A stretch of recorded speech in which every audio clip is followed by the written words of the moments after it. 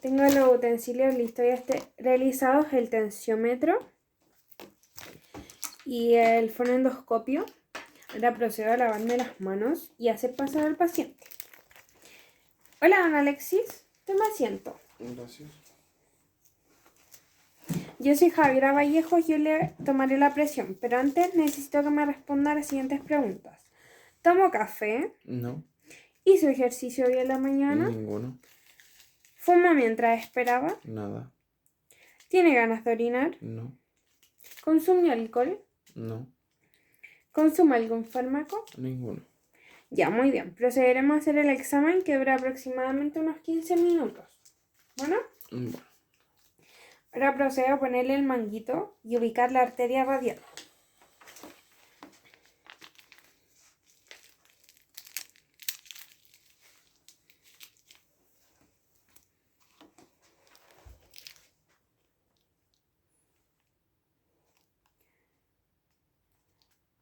Inflo lentamente el manguito hasta que deje de palpitar la arteria radial.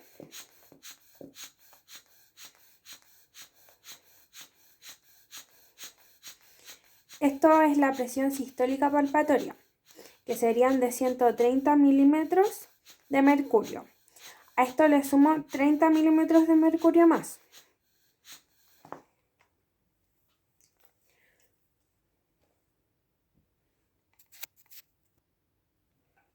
Coloco el fonendoscopio en la arteria braquial debajo del tensiómetro y inflo rápidamente hasta la presión ya calculada.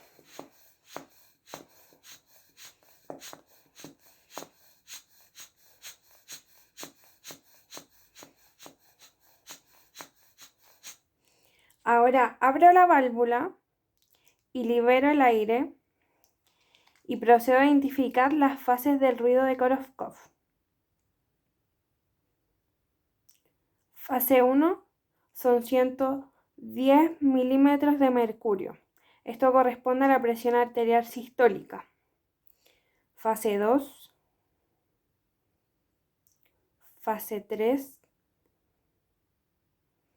fase 4.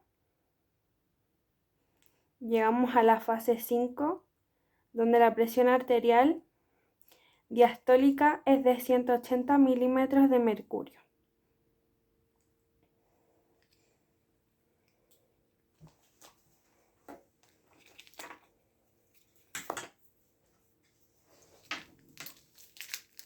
Procedo a sacar el manguito.